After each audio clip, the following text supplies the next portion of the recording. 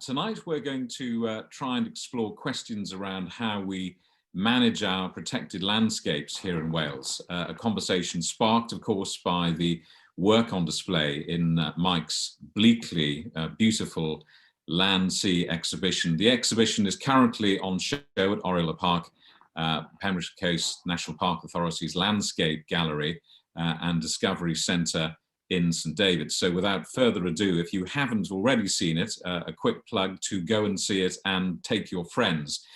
And of course, it is worth mentioning that as we all gather here virtually, there's another gathering taking place which might consider some of the issues that we're going to talk about this evening, at COP26, meeting, of course, in Glasgow. So good luck to them. I have a sense that perhaps our evening might be more productive, who knows. Let me introduce you to all of our panelists. We are, of course, joined by the artist Mike Perry, Dr. Sarah Beynon, the conservationist and founder of the Bug Farm in St David's, star of stage and screen. Ian Rickman is here, the Deputy President of the Farmers Union of Wales, and a great pleasure to welcome Dr. Rosie Plummer from Pembrokeshire Coast National Park Authority, where she is a member. In just a moment, we're going to watch a short film about Mike's exhibition. But before we do, I'd like to invite each of our panelists to introduce themselves, tell us something of their background and what they do. Mike, let's start with you. You kick the ball, you get the ball rolling. Okay, well, I'm a photographic artist, and the show at Oriel Park has been work that I've been working on for about 10 to 15 years. Some of the works have taken the last couple of years during COVID, but some of it was taken way back in, say, 2010. And really, my work has increasingly concentrated on British landscape, but how we look at our landscapes and trying to get people to dig below the surfaces and start to see some of the conflicts and the myths that surround, for example, the idea that our national parks are these beautiful places of wilderness, of unspoilt beauty. My childhood was here in Pembrokeshire, the national park. I spent 30 years in London, but I came back, and just the differences that I started to notice that's happened with nature in my lifetime are so extreme that my work has very much been about that. I think as a contemporary artist, the role of a contemporary artist is to reflect our times. And it's pretty bleak. You said earlier on that my show is kind of bleak and beautiful, but it's not half as bleak as the science, Jamie. So I think, and that's what we're going to be discussing today, and what we do about that. We certainly will. Let's next bring in Dr. Sarah Beynon, the founder of the Bug Farm in St David's. Sarah. Hello. So as Jamie very kindly said, I'm founder of the Bug Farm. I suppose my interest started when I grew up on a family farm. So I'm a beef and sheep and arable farmer's daughter who had a passion for conservation thanks to my grandmother from a very young age, and just developed that over the years, and then worked at Oxford University studying dung beetles, and as an indicator of how we can actually look at valuing our wildlife and how we can put that in the framework of viable modern farming, and the two, how they can work side by side. And I think it was that passion of really changing opinion, both at the grassroots level for farmers and consumers, but also at a policy level, that started the Bug Farm, so that I could drive our own research here where I thought we could make the biggest difference. And so we're a research centre where we do the research, we put it into practice on the farm, and then we hopefully educate people about it in the visitor attraction. So it's a real pleasure to be here tonight, because I think Mike and I have very, very similar opinions, and looking at the bigger picture from both the art and the science side, as coming from a maternal line of artists, I think is absolutely vital to infuse people to see that, yes, we're in a really rubbish situation right now, but we can do something if we all work together. Well, that's very positive, and we look forward to hearing a little more of that a little later. Let's bring in the Deputy President of the Farmers Union of Wales next, and Ian Rickman. Ian. Good evening, everyone. Yeah, it's a pleasure to be here tonight. I live on a family farm. It's an upland sheep farm near Isdeitlau Cymraeg, where we farm sheep. We keep sheep. We also graze the common land locally, the back mountain. So our sheep go up there in the summer to graze on that.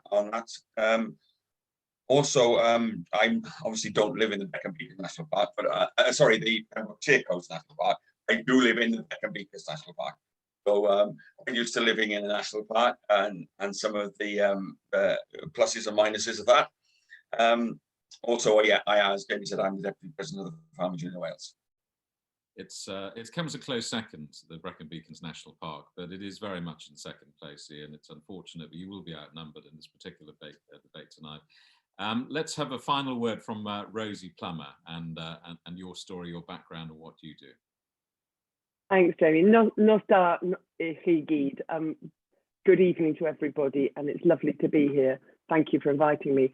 Yeah, my background, it has some parallels. The agriculture and forestry bit is writ large. You know, I was Middle England, but all my childhood was roaming the beaches of Pembrokeshire and beachcombing and climbing and challenging myself. That's ever been my button on my till. Landscapes are very large for me. I'm an NRW board member and I'm chair of the Protected Areas Committee. Like the others, I think the way that Mike's exhibition has drawn our attention, for me as a scientist, from the micro to the macro to the landscape scale, is tremendously important for us all. And it gives us a fantastic discussion point. I regard myself as a bit of a change maker. That's something that really enthuses me, and an educator and a communicator. So let's see how that pans out. Thank you. Rosie, thank you. Very brave to confessing to be associated with Natural Resources Wales. Extraordinary. Anyway, we won't talk about that tonight, but we will talk about many of those other wonderful things. Ladies and gentlemen, our panel, you know how to get in touch the usual way on Zoom, so please do so. We're going to hear much more from all of them in just a couple of moments. First, let's watch the film. Here it is.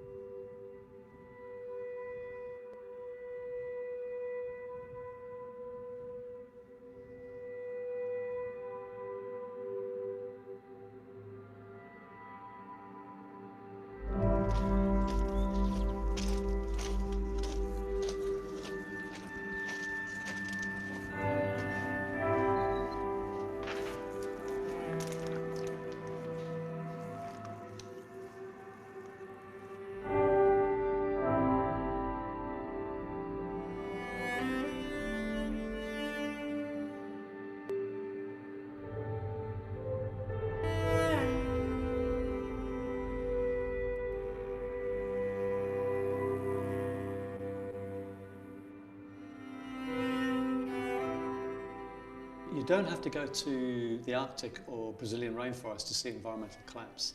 It's here on our doorsteps, it's in our fields, our lanes, our hedgerows, and it's here in Britain, and it's in our national parks, places we normally associate with natural beauty or unspoiled wilderness. My work explores how we engage with these landscapes, how we interpret and represent the landscape in this context, and exposing some of the myths and the conflicts that exist.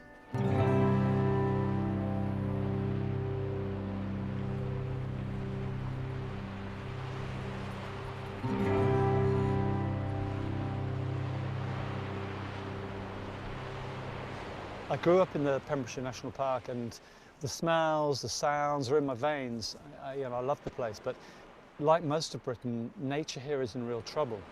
There's hardly any fish left in the sea, which is why the cliffs are virtually empty of seabirds. After a storm here, the beach is completely covered in plastic pollution. The water may look really inviting, but the truth is it's full of toxic microplastics, and this has all happened in my lifetime.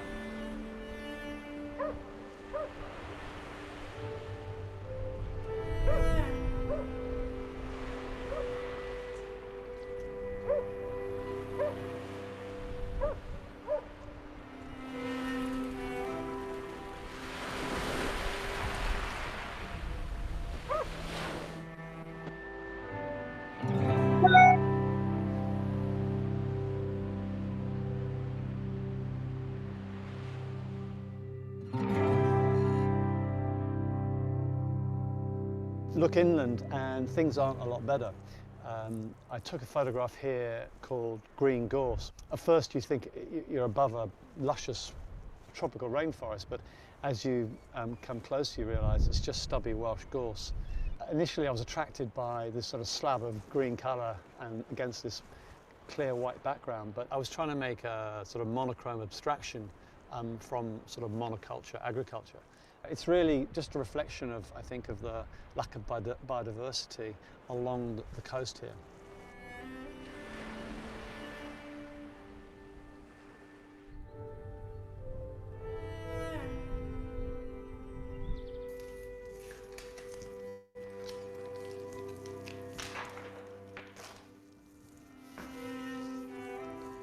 The National Museum Wales exhibition at Allwn Park consists of two bodies of work. My large-scale landscapes, which were taken in the landscape, and photographs of found objects that I've picked up while working in the landscape and then photographed back in the studio. And we've mixed these works together because, in essence, we feel they're both landscapes. The more traditional representations of the land are, in effect, depicting man's impact on nature, and then the smaller one-to-one objects are depicting nature's impact back on the man-made.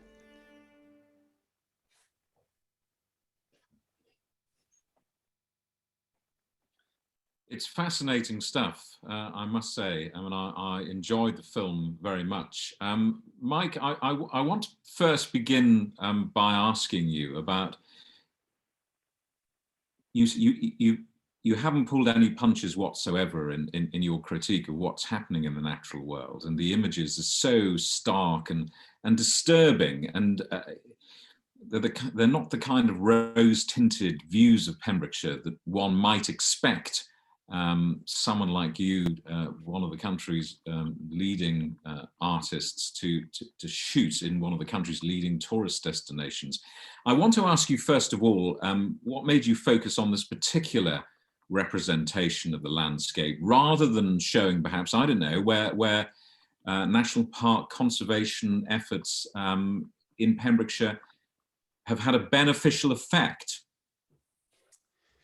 Well, I think, you know, I could very easily have some sort of happier pictures, some more jolly pictures of coloured fishing boats, you know, bobbing around in Porthcawn Harbour, and also visited some of the areas where there's some fantastic quite small rewilding projects. But the truth is, the science is so clear, and I think it would have given a disproportionate representation. I mean, the wider picture, the overall picture, is one of, you could argue, we're heading towards ecological collapse. Now, those aren't my words. Those are the words of the Natural History Museum, the Royal Society, scientists researching this everywhere. Even the United Nations are thinking of withdrawing the nature conservation status to our national parks, and Pembrokeshire included. So this is not my, you know, it's not a personal, it's the facts where the science are pointing us. So I've only got limited space in the gallery there. And yeah, I wanted to try and get as many messages across as I could that would start to get people to think again about the landscape they're looking at. It's very much challenging how we look at the landscape.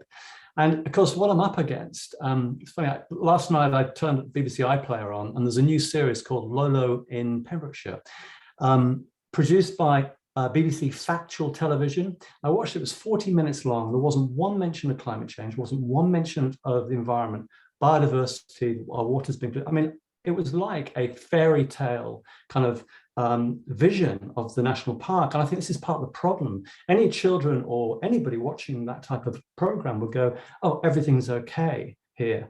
And it's the same with David Attenborough. You know, for a long period of time, for me, he was kind of making these kind of nature porn series, beautifully shot, magnificent. But then he said, no, I'm not doing this anymore. The problems are too great. If you want my series, I'm going to tell the truth about what's happening. And good on him, and look at the impact he's had, which has been fantastic. So I think that's the context really for me.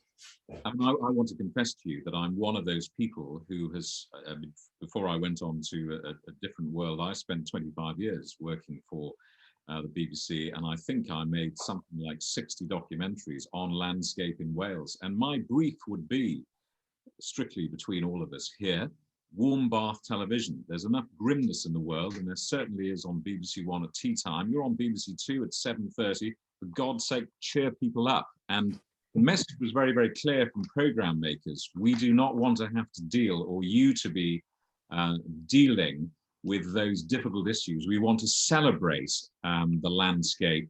And that was very, very much the message for a very long period of time. And I have to confess to you, I was one of those people who made a lot of those programs as well. And I know where they're coming from.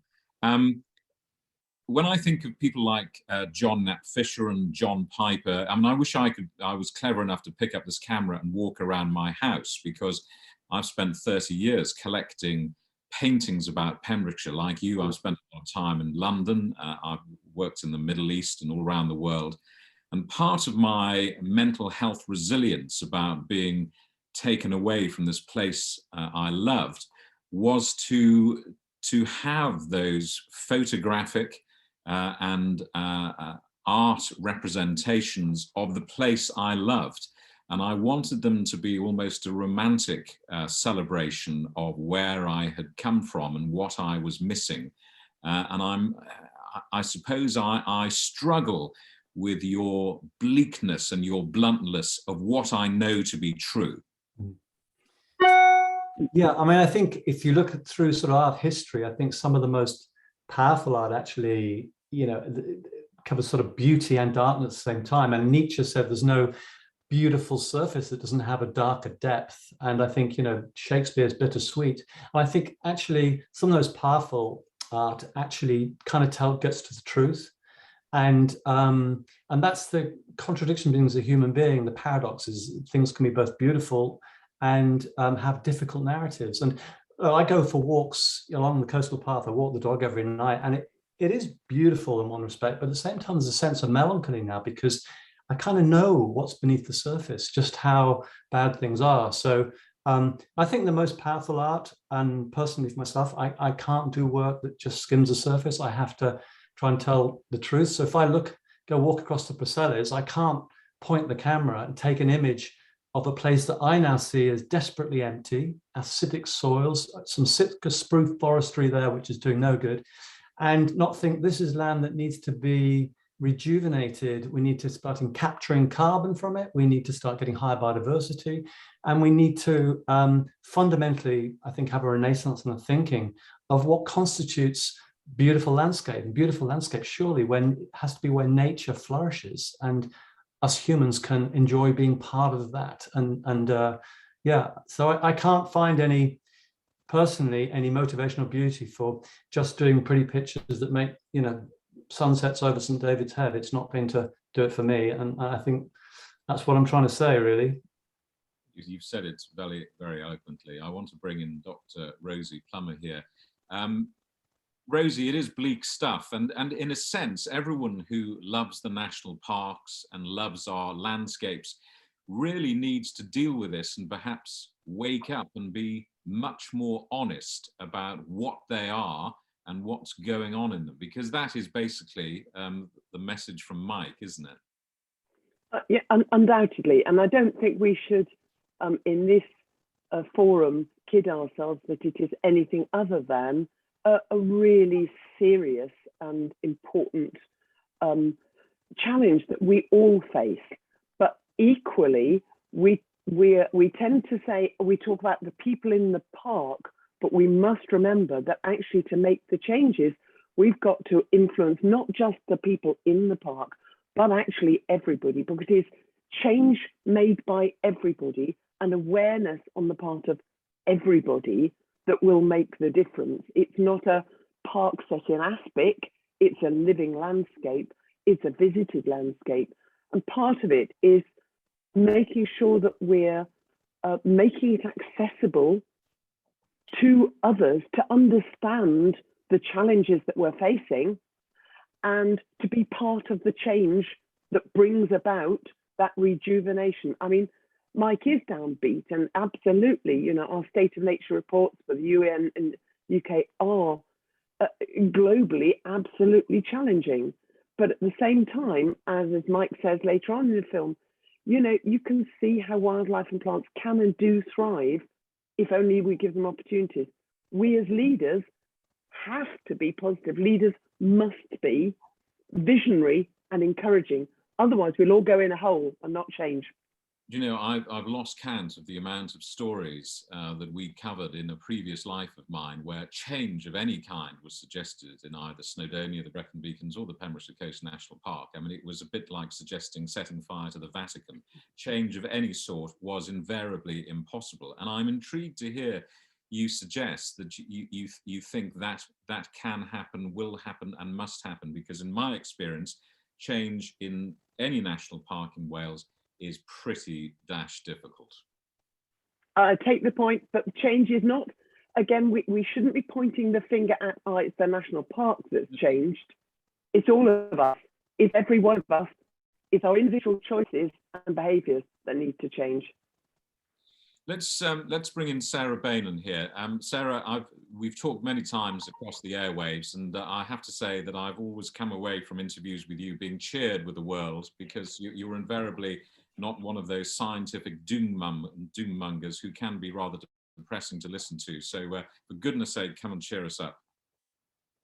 I think the way we do have to look at it is we all know we're in a dire situation, don't we? And I think it's we need to make sure that we're aware of that, we're taking it seriously. And I think that's the problem, is we've known that we've been in this situation for quite a long time now, and by painting the glossy picture hasn't always made any change happen. And so I do totally agree that we need to take a step back and say, this is serious. You know, the UK is one of the most nature depleted countries in the world. We see the UK as this green patchwork, and it's interesting, isn't it, that we often see something as being green, so a monoculture of something like grass that's green, but that's not the true word of environmentally green. And I think that's how we need to kind of change our attitudes a little bit, is looking at environmentally greening the UK. And you know, it is frightening. It's, you know, some of the figures that say, if we, you know, we've got this, say our 100% biodiversity is where we want to aim at. Some recent work has shown that so long as we can keep biodiversity levels above 90%, then we're in safe levels. We in the UK have lost 50% of our biodiversity, so we're out of safe levels, and you know, and it's similar across the world. So I think there is time to say, right, enough is enough. We shouldn't be scared of change. And I think one of the big things with change is that a lot of humanity sees change as often belittling what's happened beforehand, saying that what happened before isn't good enough, whether it's farming. You know, if I talk to my father about the way the farm's being run, if I suggest change, he sees it as a direct conflict with how he and his father have farmed. And it's trying to, I guess, change our mindsets and say that change is not saying that what has happened to this point has no value. It's building upon that as we learn more.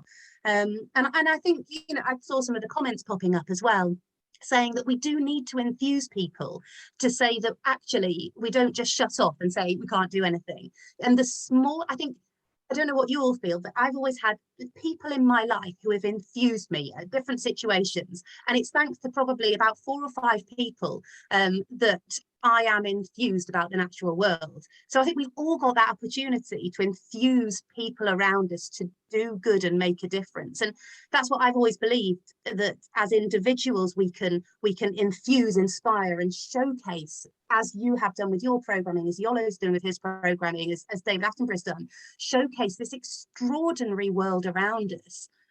We just can't lose that. And we need to get people emotionally, people need to watch these and go, we need to save this, and then start the little easy steps and take people on that first journey of planting a small wildflower meadow in a pot or in their back garden, and then we can escalate.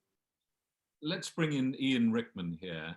Ian, whenever I do programs on this debate in any part of the world, whenever you introduce anyone from the farming community, they always feel as if they're in some kind of circular firing squad. I wonder how you feel about this debate at the moment. I mean, I'm assuming, like many farmers, you feel under attack. I mean, how does it feel where you're sitting? I don't quite feel like I'm in front of a firing squad, but yeah, as an industry, and I talk to fellow farmers, my neighbours down here, we all feel under siege, I think is a better way of putting it, as an industry. And we seem to get, and whilst we get the point, climate change is a serious issue, and lack of biodiversity is a serious issue. We all need to do something about that.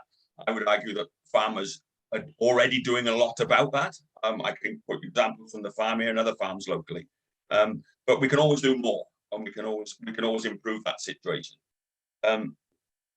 But we do feel that we seem to get agriculture seems to get the blame.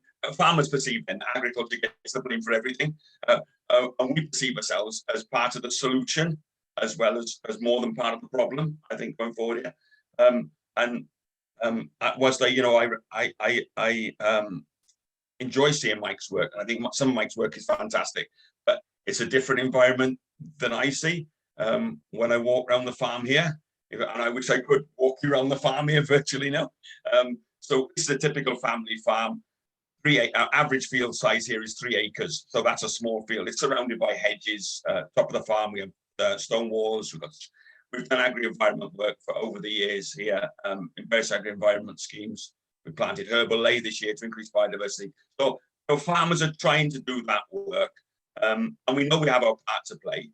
And there's some really good work going on out there. But you've got to bring the farmers along with you.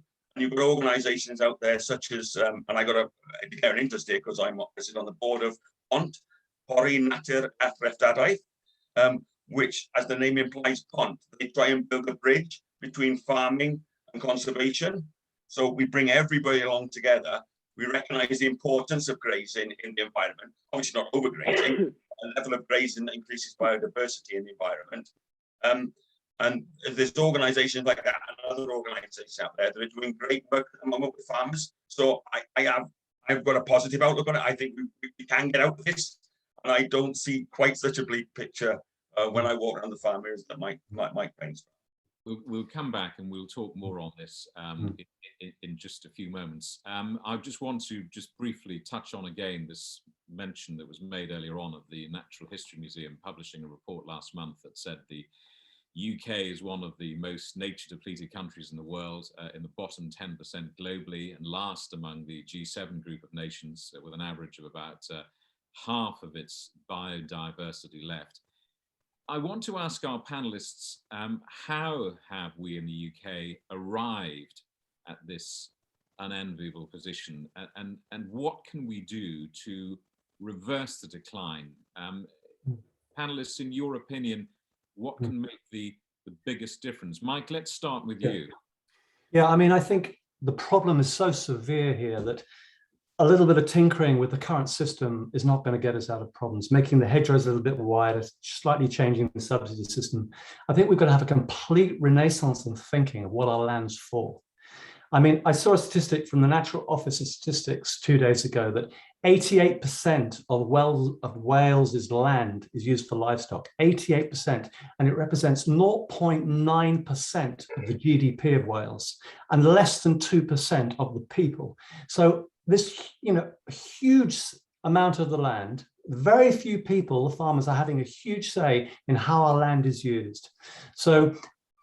And the result of that is our biodiversity is in collapse. So I think we need a fundamental change. We need to stop eating as much meat and dairy. We need to eat masses more vegetable, locally produced and served to local markets. And we need to open up huge amounts of the land, which is currently used for monoculture, which is doing no good, for rejuvenation. Some schemes of rewilding, some regeneration, but massively to get back nature so that we can have a completely new industry of ecotourism. Wales could have some of the most finest nature trails through the centre of it in the whole world, which would employ more people, would improve the communities, would actually help the Welsh language, because younger people in the communities would stay and get involved in ecotourism. Basically, we need a fundamental change in the way we think about food production, how we use the land. Rosie Plummer, it all sounds very straightforward. It's down to you guys to implement it. I want to come and chair this meeting where we drive this through. What are your thoughts on that? Yeah, I mean, I think Mike makes some interesting points, but again, it's that tendency to blame the farmers do this. No, it's we, the consumers, who are doing it. So it's our choices, each of us as individuals. The bottom line, the solution is ours. It's our actions, our choices, and we need to take personal responsibility for being change makers. And that's not just us who live in Wales and what we do. It's the urban population as well as the rural population. It's a global challenge, but we each individually, as Mike says, need to eat more plant. We need to look to the changes that are coming in, which you know, we're going to hear undoubtedly a great deal about in terms of the land stewardship schemes, the change post-Brexit in the payments for public goods, and the changes in use of the land. And the solution, I mean, there's some interesting chats in the bar, but it's, you know, it's not just planting trees everywhere, it's trees in the right places, and looking at the right things in the right places, the way in which we use all the goods around us. But we're part of that. It's not just the farming community. Sarah Beynon, I want you to address these particular questions. How in the UK did we arrive in this unenviable position? What can we do to reverse the decline? And in your opinion, given your particular background, what would make the biggest difference? I think in terms of how we've got to where we are, you know, we're very densely populated as on a small footprint here in the UK. And so we have been forced by markets. And I think, as Rosie said, it is an individual choice, but it's also a policy choice. And farmers are almost the middlemen and women between policy and consumer choice. And we blame those middle people. Whereas I think we need to be hitting at very much at, like you say, consumer choice, but also at policy. What are farmers being paid to produce, and how viable is that? And I think the problem, one of the reasons why I'm talking, I suppose, more from a biodiversity perspective than a climate perspective, and not bringing in all the other issues that come from perspective, is really that the markets over the past 20, 30, 40 years plus, I think maybe half a century, have been pushed towards production, and production without considering biodiversity. And I think that has had a huge detrimental impact. It's, you know, we're seeing huge technological advances in farming.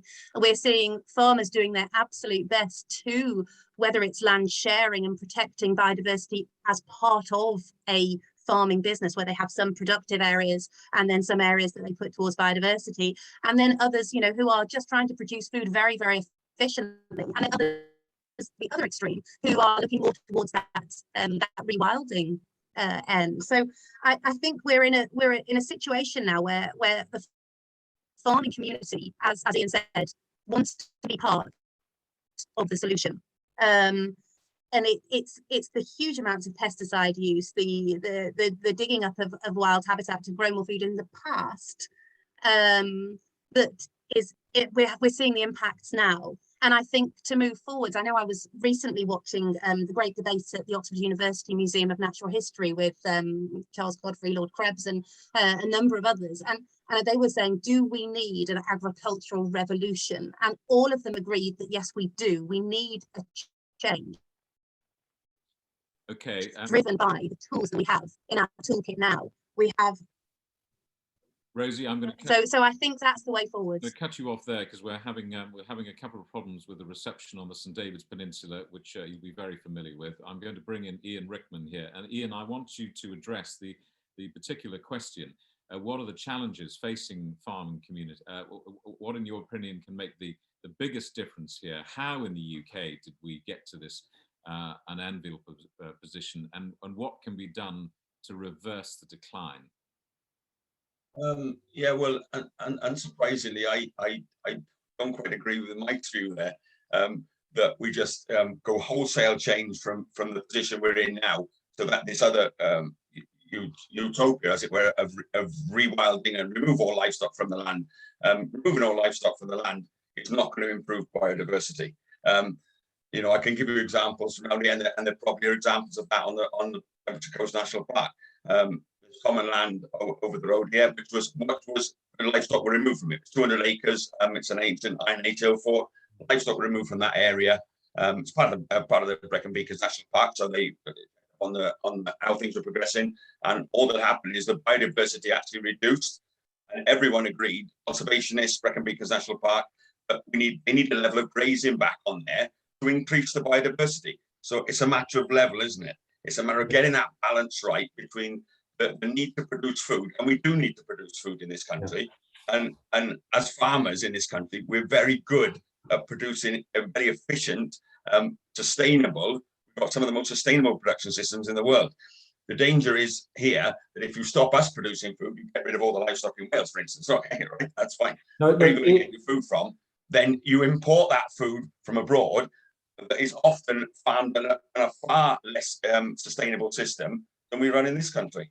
Thank you, Ian, sorry. Mike, I will bring you in there because he makes a good point. Okay, I mean, you can introduce this utopia in Pembrokeshire, Wales, the United Kingdom, and deliver what you say you want, and you end up shipping food halfway around the world. That's perhaps one of the outcomes of this debate. Well, just to clarify, I wasn't saying you take all the animals off the planet or Wales. I was saying we change proportions, because at the moment, the bulk of it, okay, we just, rather than eat food all the time, meat all the time or very regularly, we cut down massively our meat and dairy eating and replace with vegetables, which use less land and are healthier. And by doing that, the meat production or the animal production that's left is done in a much kinder way, much smaller, more environmentally friendly farming, not the sort of kind of mega dairies now that's springing up all over Pembrokeshire. The mega dairies are, I spoke to a couple of rangers at national parks, they're depressed about the mega dairies. You can't get rid of the slurry, it's filling the rivers full of phosphates and runoff, and they're everywhere. The farm next to me, they're spewing it out into the sea. They've just been fined £40,000. The mega dairy thing is a disaster. So it's not about getting rid of, it's changing the way we farm. So you massively decrease the amount of livestock and sheep and cattle, but where you do farm, you farm kindly on mixed farms where, yes, animals, humans together can create very high biodiversity, but it's a different type of farming. It's about balance.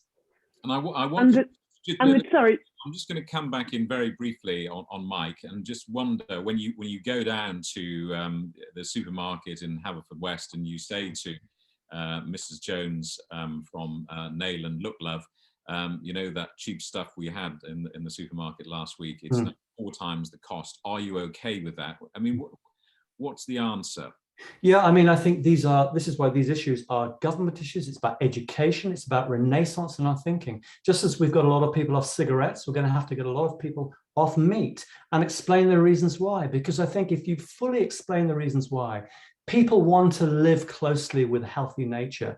The COVID experience has shown how much people value nature, but we're losing it. And therefore, I think if people are told about the implications of eating too much meat all the time, they will make those changes. And if they don't want to, we'll have to force them. Rosie Plummer, I mean, when you hear stories about super dairies pumping effluent into the sea and into rivers, and in fact, the Planning Commission even being signed off in sensitive areas, do you sense that the governance around organisations that should know better is fundamentally too weak? Undoubtedly, there are issues and the rivers are undoubtedly the most challenged of our environments. Of course, they flow into the sea. That's a globally shared environment.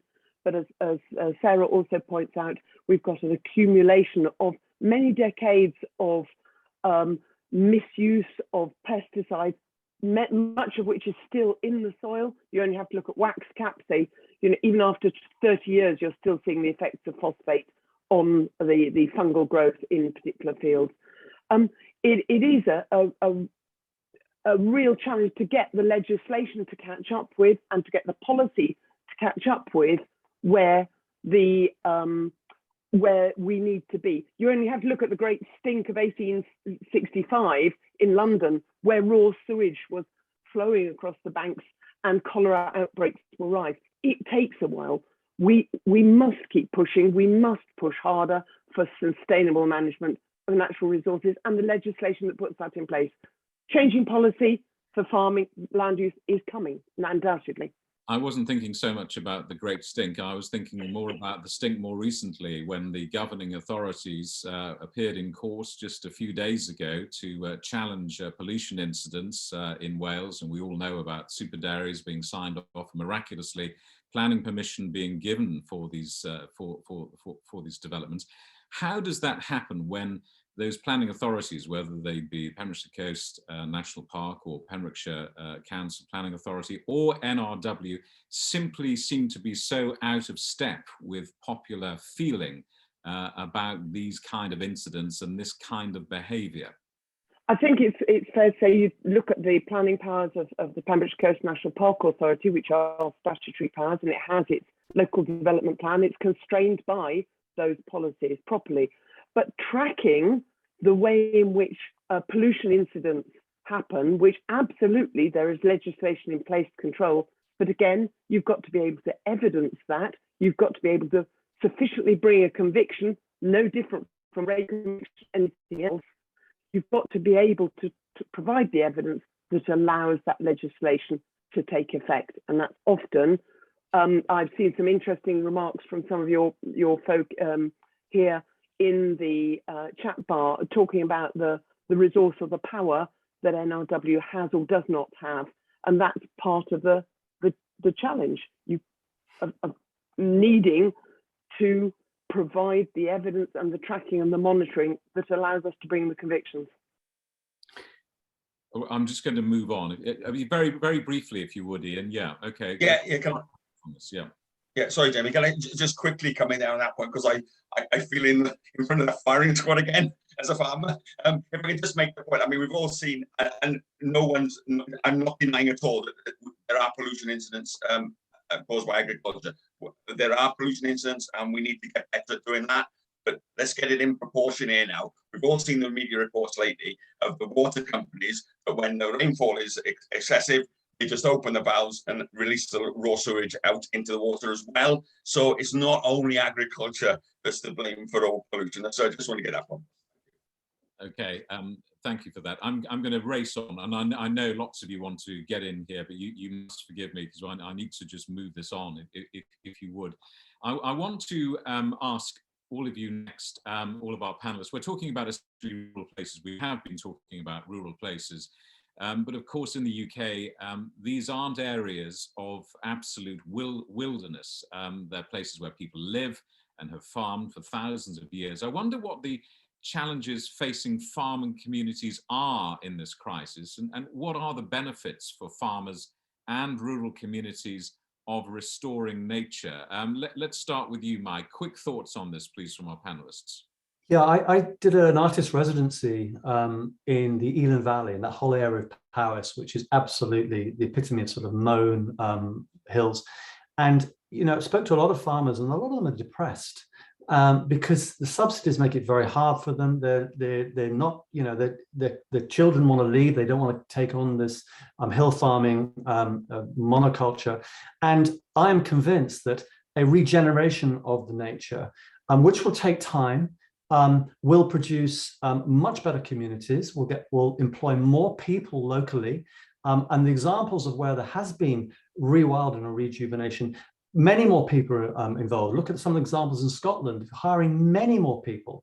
And so I think actually it's one thing that could massively improve the culture and the communities in Wales if we start to use nature in a way that, if you like, is a value as a public good to everybody. I think it's going to be hugely important for improving communities. Sarah, you will know more than most, coming from a farming background, that lots of people might well listen to this and say, well, you know, the thing is, and we don't want to be conservation people. We want to farm what we do, and it's in the blood. And this is one of those big cultural crashes, isn't it?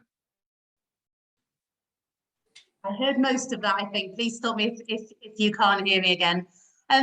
I think it is difficult, but I think at the end of the day, we need food, which means we need farmers and we need farming.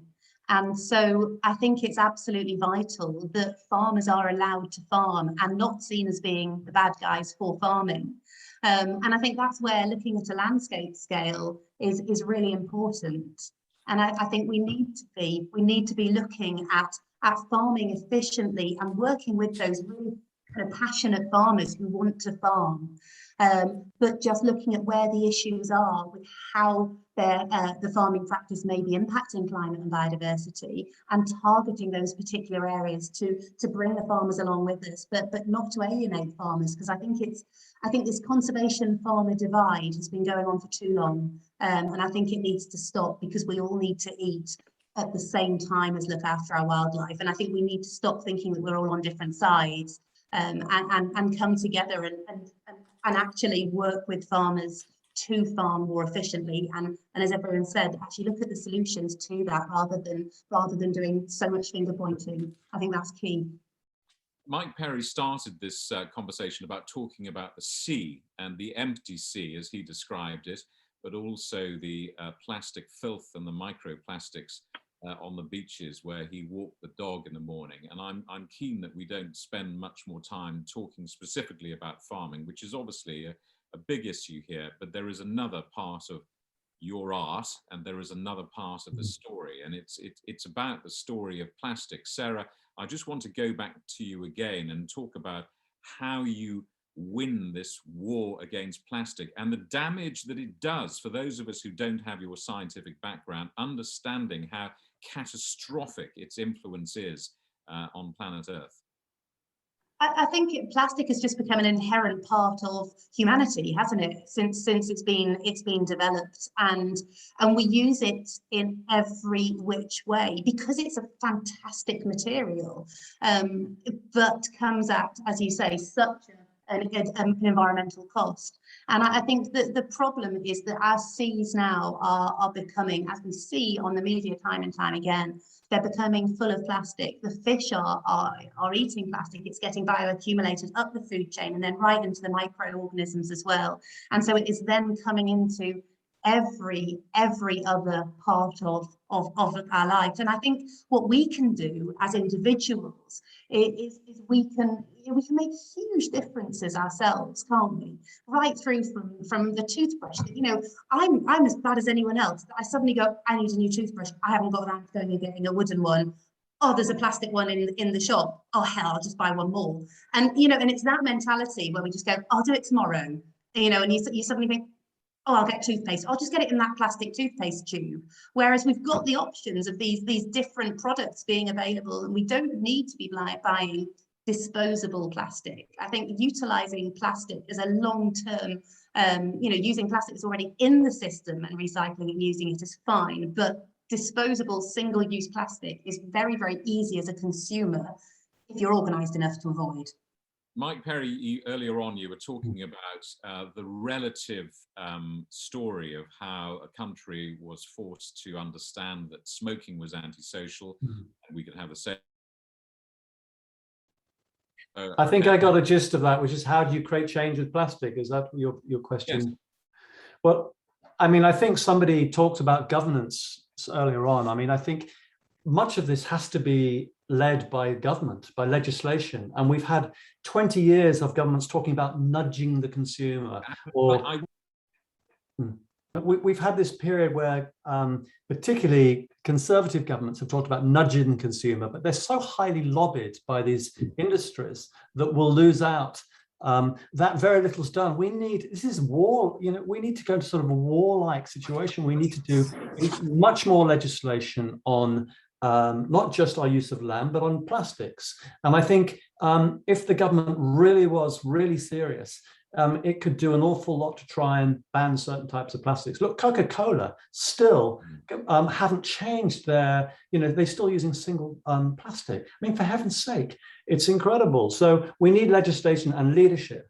And I also think even in the national parks, I mean, I'm not sure the governance of national parks, no disrespect, are fully behind all this, because I've spoken to friends who have had big debates with different national parks in the country. And when I did a tour of the show around Rheoli Park, no disrespect, but the chairman there questioned whether plastics was a problem. He said the jury's out. You know, I was shocked, you know, and so I'm not even sure that there is that motivation in top legislators at central government and local government really to take these things on. I think it's just starting to happen now. The consumers are and public are getting very worried, but I don't think we've got the leadership at national government or at local government yet. Absolutely agree with the need for there to be strong legislation that takes, for example, single-use plastic, as it has already for microplastics, taken active steps. But at the same time, the fastest reaction is from personal choices and our personal behaviours, the choices of clothes we buy, the choices, as Sarah so rightly pointed out, the toothbrush you use, the soap and the plastics that you have. Look around your home and look around all the time at the choices that you make, because those are the most powerful. Rosie, can I just answer that? Before I set up a solar energy company, the ex-head of Greenpeace many years ago, and talking to the Tory government, we tried to convince developers to start insulating much higher level. And they basically, the government's got a voluntary agreement with the building industry to start changing. They did nothing, okay? And you can't ask consumers, you have to create legislation. And if you say to an industry in 3 years' time, you cannot produce this, they will change. But they lobby. And that is happening. Yeah, but you can't just rely on the consumer. You need top and bottom. With respect, I wasn't saying that, Mike. I said governments absolutely legislation have their place and must come in. It's just they're very slow mechanisms. And of course, we vote for the governments, we vote for the authorities that make those impositions. So we are again powerful in our voices, in the way that we make our choices, and in the way we either encourage or require and ask the questions of our MPs, our representatives, and expect them to push the legislation. So absolutely, they all have their part to play. I'm no way saying it's either one or the other. We need the whole panoply. Yeah, agree with that. I think this is something that us as farmers need to work really damn hard on, is the fact that we've developed farming systems over the years, sorry about the blackout, there we go, to rely on single-use plastic to wrap up grass, to pickle it, to feed our animals. And to me, that whole process of the biodiversity impact of growing grass super early with lots of chemical inputs, we cut it before anything has a chance to flower, super early in spring, and then keep putting inputs, keep cutting, and then wrap it in 2 layers of single-use plastic to feed to our cows, blows my mind. With you 100%. With you 100% there. Absolutely, Sarah. We need to absolutely go back to a different nature of food production on the hoof, and the vegetable production, which many have highlighted. Horticulture, working with nature. There used to be a very strong horticultural industry in Wales. It absolutely has reduced. However, there's a lot of Wales that isn't suitable, and we don't grow cashews and we don't grow soya. And we have to get that balance right, and not just, as Ian has said, ship out our convenience of buying in the things that we want to places. And you look at the number of goods that involve palm oil. Hang on, we have to make those choices because those are overseas choices. But you're quite right. We absolutely have to get the legislation and our changes in farming systems to get that much more. Look at the impacts of restored meadows and grasslands, and you'll know very well about the insects. I'm a grassland fungi freak. So, hey, I'm at the risk of being in the firing line here again.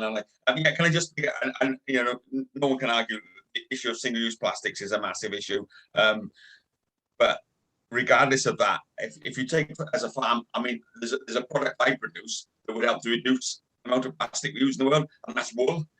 All sheep produce a crop of wool, or most sheep in this country do, every year. We have to share the sheep for animal health reasons anyway, but we share those sheep. We produce a crop of wool, which is ironically has plummeted in value for the last 2 years. The value of my wool clip from my 400 ewes this year was some in the region of £80 for the 400 used fleeces. So it's got no value whatsoever, but that's a renewable resource that grows naturally every year. So if we could encourage people to use more wool in their woolen clothing, except for, apart from using the plastic alternatives, then that would be great. And that also, as that wool is growing on the sheep, it's also absorbing carbon, so it's a carbon store as well. So it's a win-win at the moment, and it's a frustration to all sheep farmers in Wales, and we have quite a few sheep in Wales, that wool is not a more valuable resource and more use isn't made of it than is at the moment. Because I think, again, that's one of the answers or solutions to the problem rather than the big problem. Yeah, on that point, listen, you may think I've been just critical of farming. It's not. It's about changing farming. So my example of a better way of farming is that there's some horticulture, there's some animals where you use the wool for local insulation. It's a brilliant source of insulation, but it's just changing the nature at the moment. It's just such monoculture, both in our forestry, our production of dairy product and lamb. It's about, if you like, a different way of farming. It's not just criticizing the farm, it's about farming differently. So actually, we have a farm here, 80 acres, not very poor land, coastal farm, but it's a tied tenancy, so I can't change it. But one of the things that I'd like to ask you is, there is a culture amongst some farming community of wanting to tidy up nature. Like our hedgerows are cut right back every year, okay? Right back, neat and tidy. Now, we know that our hedgerows are critical for wildlife and biodiversity. Why on earth, where does this culture of wanting to tidy up nature rather than let it flourish, where does it come from? The honest answer to that is I'm not sure, but I get what you're saying. I suppose it's an historic thing, isn't it? It goes back to the thing of being being seen to be a good farmer, a tidy farmer. Yeah, but in counteract, debate to that is that in a lot of the agri-environment schemes that we've had recently in Wales, last year we've got now Tirweddau before that, Tirweddau before that, with agri-environment schemes, which I was in on the farm, and a lot of other farmers in Wales are in. You were encouraging those not to cut all your hedges every year. So you'd cut the hedges every 2 years, some hedges every 2 years. So you'd leave a proportion of hedges each year for the wildlife and the biodiversity. Yeah. So there's a lot of really good work going on out there. So I get your point. That does happen on some farms. That doesn't happen on all farms. I don't cut all my hedges every year. There's a proportion of my hedges that just do their own thing, and grow as they see fit. We've got stream-side corridors on the farm, so that's an area we were encouraged to do that under agri-environment schemes in the past, where we've got streams running through the farm. You fence off a 7-metre area either side of that stream, so that keeps the water quality higher. The stock haven't access to that water. You have given a drink place where they can get access to the stream. So that increases the biodiversity in that area. Either 7 metres either side of the stream is left to do its own thing for nature too. So that's a small piece of rewilding, if you like. So a lot of that work is, I see in my area, the farms I go and visit, I see a lot of that work going on. So I admit we can all do more. There's always more to be done, whatever aspect of life you look at. But I do see that work going on farms at the moment. But we can do so much better if we work together than if we divide. Because we all want the same thing. We want sustainable farming, food which is produced, which benefits nature, families, communities, carbon sequestration, and those things can be achieved through collaboration. Yes, government has to play its part. May I just step in there actually to say I completely agree, Vicky, and I think there are a number of large collaborative projects, even just the ones that I know that we're involved in the St David's Peninsula, going on at the moment that involve farmers, conservationists and policy level. And I think so there's big projects looking at management of common land, but also not just looking at the problems, but actively saying, we've known what the problems are, we know what the solutions are, we're now going to put action in to change, to put change in. And I think there are those projects are really starting to come together. Thank now. You, yes. I'm seeing a big collaborative change recently and it's often individuals, isn't it? You just need individuals to be a bit of a pain in the backside and just keep digging, keep going. And if you've got enough people who are willing to keep digging together, we can do it.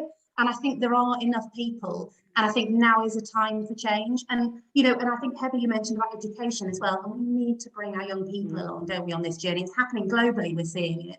But oh my God, we have school groups coming here.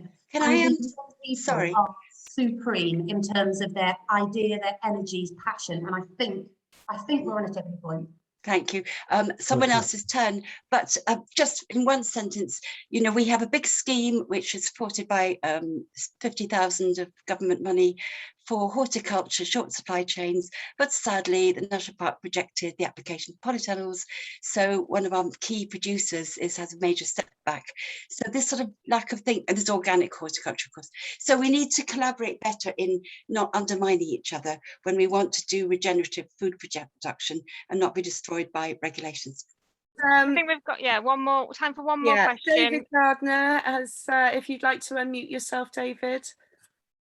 Yeah, hi, thanks for the opportunity. It's been a fascinating discussion, but something I haven't heard yet. We've heard a lot about loss of biodiversity and all of that, but we haven't heard about the loss of the soils and the degradation of the soils, which are currently going on as a result of the intensive agriculture that covers Pembrokeshire. The scientific evidence suggests that the soil subject to this current intensive farming is deteriorating to such an extent it would have been lost and degraded, to such an extent it'll be unproductive by 2050. What does Ian and Rosie say about that? What are they doing to prevent that? Because the farmers at the moment seem to be digging their own grave. Ian, do you want to take first stab at that, or... Yeah, can I come in there? I just from a personal point of view, then my experience of that. So yeah, I don't degrade my soils. I farm permanent grassland. Some of these grassland lays have been. I don't plough. I can't plough because there's a lot of rock and stone in our soil, and as soon as you put a plough in there, which I wouldn't want to do, you just dig up a whole load of stone, which makes a whole lot of work for me and is no good at all. But yeah, there is things we can do to improve. Even I can do to improve my soil quality, soil structure, and the carbon storage of that soil, and the biodiversity at the same time. We're trialing at the moment. We put it in for the first time last year because we grow swedes on the farm as well, a small area of swedes every year for the livestock to eat during the winter, and that's a good thing as well because that's a different crop. So you've got that, and the different insects and wildlife will make use of that as the swede grows in the field during the winter. And only 3 acres of swedes we grow every year, just a small 3 or 4 acres, a small amount. It's not a big scale thing, and that's just one field then. But what we've done this year, then, instead of reseeding that back to permanent grassland as we would normally do, we've put a herbal lay in. We're trialing, and it's a full-on herbal lay. It's to me, as a commercial farmer, it looks like a field of weeds.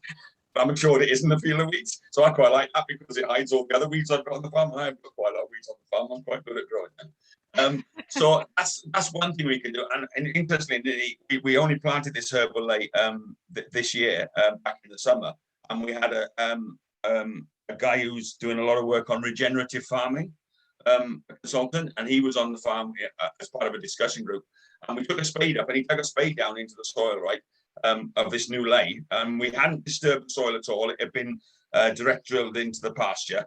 And the depth of root that those the plantains and the chicory had already gone down was phenomenal. You wouldn't believe how much. And you know, that's what he was explaining to us then.